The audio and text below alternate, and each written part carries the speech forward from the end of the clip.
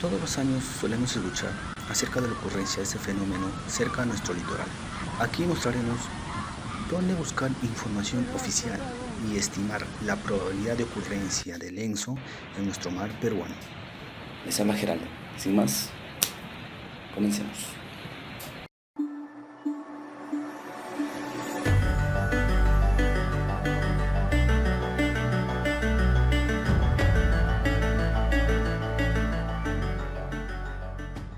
El fenómeno El Niño se caracteriza por un debilitamiento a gran escala de los vientos alisios y el calentamiento de las capas superficiales del océano ecuatorial en los sectores oriental y central del Pacífico. Estos cambios se asocian al debilitamiento de la presión atmosférica en el Pacífico oriental y son acompañados por el desplazamiento hacia el sur de la zona de convergencia intertropical, que junto al incremento de la temperatura del mar genera una mayor concentración de humedad y mayores precipitaciones en la costa norte de nuestro país. Pero, ¿dónde obtener información confiable? Existen distintas instituciones dedicadas al monitoreo y estudio de estos fenómenos, como es el caso para Perú del ENFEN, del Estudio Nacional del Fenómeno El Niño, que es un ente científico y técnico encargado del Estudio Nacional del Fenómeno El Niño. A nivel regional, el CIFEN, el Centro Internacional para la Investigación del Fenómeno del Niño, impulsada por la ONU, que busca reducir el impacto negativo del fenómeno del niño, también denominado como ENSO. O en el caso a nivel de estudio global, como la NOAA, la Administración Nacional Oceánica y Atmosférica, que es una agencia científica del Departamento de Comercio de Estados Unidos que se dedica al estudio de las condiciones oceánicas y atmosféricas. Para el caso del Perú, en la cual deseamos obtener información confiable, nos dirigimos a su página oficial, en el caso del ENFEN, en la cual nos brindan toda la información pertinente acerca del monitoreo del fenómeno del Niño. A través de la página de la Dirección de Hidrografía y Navegación de la Marina de Guerra del Perú, podemos obtener comunicados oficiales de los últimos años. Y justamente el último comunicado oficial para abril del 2019, en la cual nos indica que el estado del sistema de alerta se encuentra como no activo. Pues en estos comunicados oficiales podemos obtener información pertinente acerca del monitoreo del fenómeno del niño y algunos detalles de los distintos índices que estas instituciones hacen uso para poder determinar la probabilidad de ocurrencia de este fenómeno. Ahora, ¿a qué nos referimos con el tema de índices climáticos? Por eso, estos índices climáticos son herramientas de diagnóstico que se emplean para describir el estado del sistema climático. Estos índices van a variar en función de la región de donde se realiza el monitoreo respectivo. En este caso, para el Pacífico ecuatorial, pues tenemos regiones de monitoreo Niño 4, Niño 3-4, Niño 3, Niño 1-2. O en el caso del monitoreo para nuestras costas peruanas, como es a partir del índice de laboratorios costeros. Para un caso práctico, procederemos a determinar un índice específico, en este caso el índice de laboratorios costeros denominado como LAPCOS. ¿Y en qué consiste este índice LAPCOS? Pues es un indicador estadístico que refleja la amplitud de variabilidad térmica de la temperatura superficial en el litoral peruano, la cual está asociada a las condiciones climáticas y oceanográficas a lo largo de la costa peruana. Para este índice LAPCOS se calcula mediante los registros de la temperatura superficial marina de las estaciones localizadas a lo largo de la costa de nuestro país y a través de un índice determinado en la cual sostiene que las condiciones normales van de menos 0.78 a 0.27. Este es un índice estandarizado y en la cual, gracias a este índice, nos permite determinar la ocurrencia de este fenómeno año tras año y a la vez cuál es la magnitud de este fenómeno cerca a nuestras costas peruanas. Para determinar este índice de laboratorios costeros, previamente se determina la anomalía estandarizada de temperatura, la cual nos indica que es la desviación de los valores de temperatura en función a los registros regulares de la temperatura superficial del mar. De acuerdo a la fórmula, nos indica que esta anomalía es la relación que sigue de la temperatura superficial del mar de cada mes menos el promedio de los valores anuales entre la desviación estándar de la temperatura superficial media anual. Pues la desviación estándar nos permitirá determinar cuál es la medida de la variación de los valores en función de la media de un grupo de datos. Pues mientras tengamos valores uniformes, la desviación estándar tenderá a cero.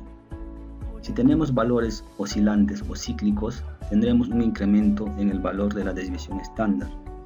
Y mientras existan valores que se alejan de la media, podemos obtener valores de desviación estándar mucho mayor, el cual nos mostrará un claro indicador de que existe una anomalía en los datos registrados. Posteriormente a la determinación de la anomalía estandarizada de temperatura, se procede a realizar el índice LAPCOS, que es la media móvil corrida cada 3 meses de las anomalías térmicas obtenidas en las estaciones costeras.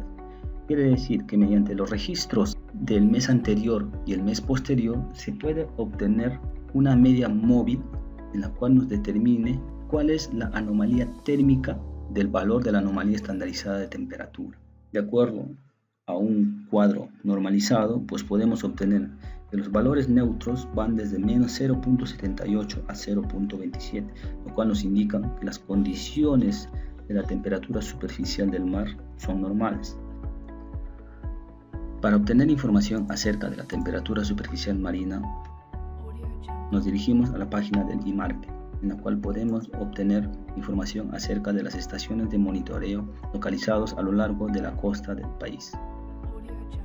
Nos dirigimos a la pestaña de Servicio de Información Oceanográfica del fenómeno El Niño y en la pestaña de Datos Oceanográficos, en la cual podemos obtener la serie de tiempo de estaciones costeras. Nos dirigimos a este link y aquí encontraremos la temperatura superficial del mar y anomalías térmicas en el litoral peruano, tomadas en las principales estaciones localizadas a lo largo de la costa del país. En este caso tenemos serie de tiempos diarias, serie de tiempos mensuales. Trabajaremos con el caso de serie de tiempos mensuales para la estación del Callao. Descargamos los datos en archivo de texto y lo abrimos en un enlace de Excel y nos encontraremos con el registro, un espaciado, siguiente, finalizar. Y aquí tenemos los datos pertinentes de la estación El Callao. Copiamos los registros en una nueva hoja, en este caso en una matriz de doble entrada. En ella podemos hacerlo manualmente o mediante una función. Esta función consiste en una serie de pasos. Previamente nos encargamos de vincular el año con el mes respectivo, en este caso 2000 con el mes 1 que sería enero. Presiono F4 3 veces para fijar los valores a la columna y para el segundo valor 2 veces para fijarlo a la fila. Despliego los datos.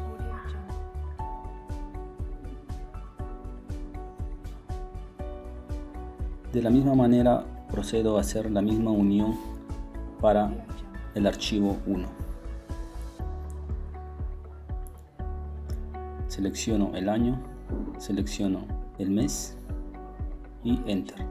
Despliego los datos. Me voy a la hoja 2 y con la función coincidir selecciono los valores, ingreso la matriz de la hoja 1, que en este caso sería la cadena,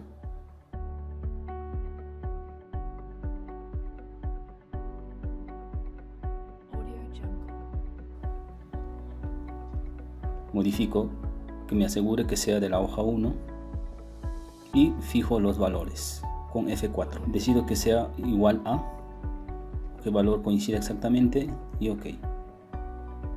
Despliego los valores y esta opción me determina la posición de mi celda de la hoja 1. Borro los valores que no son válidos y como última parte realizo la función de indirecto, que me permitirá jalar los datos directamente. digo que quiero jalar de la hoja 1 y signo de admiración, hoja 1 y de la columna C donde se encuentran los datos que yo quiero obtener. Cierro paréntesis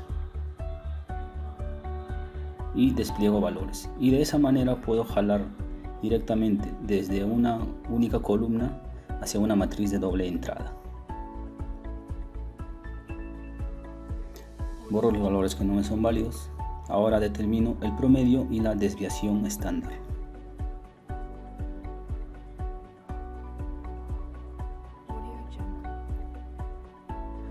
Determino el promedio para los meses de enero de los años registrados del 2000 al 2019 y la desviación estándar para el mismo mes de enero de todos los años.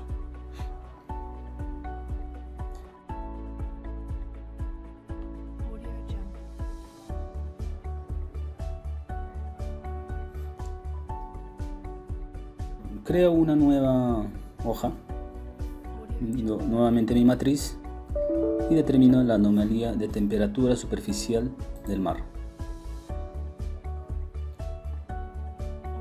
En este caso, selecciono el valor de la celda 1, la temperatura superficial del mar del mes de enero, menos el promedio entre la desviación estándar de la temperatura superficial media.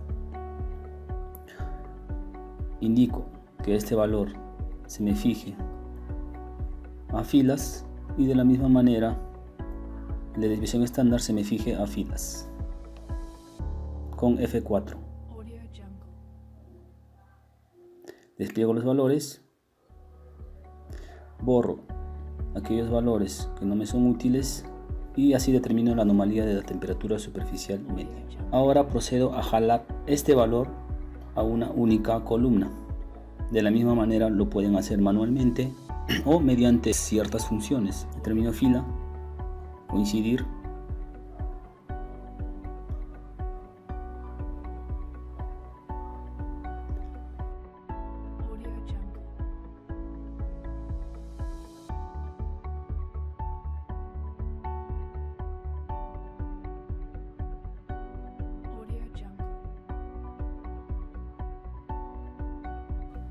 para columna, selecciono la función coincidir, selecciono el valor buscado que sería mes y con la matriz buscada que serían los meses que se encuentran en la parte superior. Indico que sea desde la hoja 3, fijo los valores y le doy OK. Despliego los valores y de esta manera me está indicando cuál es la posición de ese valor en la celda 3. Siguiente función, dirección.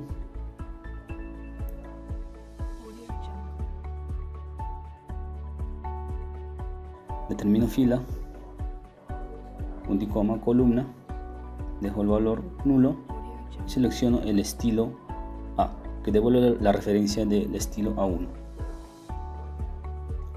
Indico cuál es la hoja de origen, en este caso sería la hoja 3, de donde voy a sacar los datos,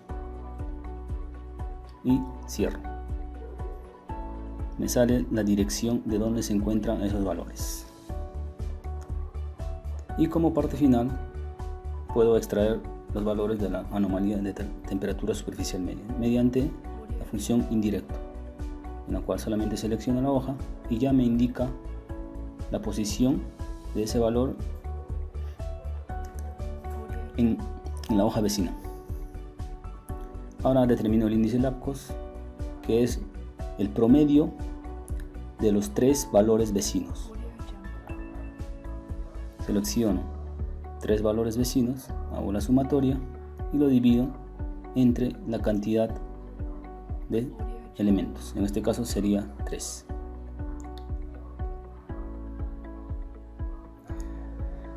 Como parte final voy a determinar cuál es mi índice LAPCOS para el año 2015 al 2019. Oculto estos datos que no me son valiosos.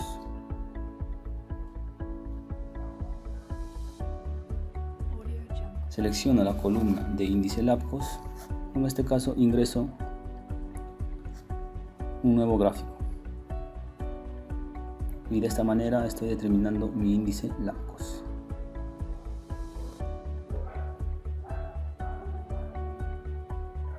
Le doy una pequeña edición.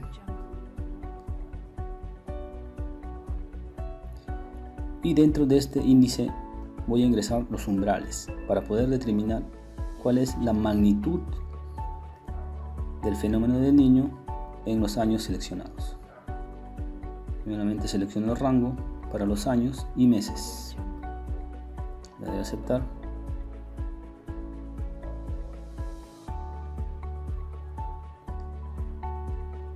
Y posteriormente procedo a ingresar los umbrales. En este caso, como me dice aquí, selecciono, lo copio y de esta manera ya puedo determinar cuál es la probabilidad de ocurrencia del fenómeno del niño a lo largo de los años. Como pueden apreciar en el gráfico, se observa que existió dos eventos muy importantes dentro de los últimos 5 años. Para el caso del año 2015 se observa que el fenómeno del niño fue de gran intensidad desde mayo de 2015 hasta marzo de 2016. Fue uno de los eventos más grandes de estos últimos años.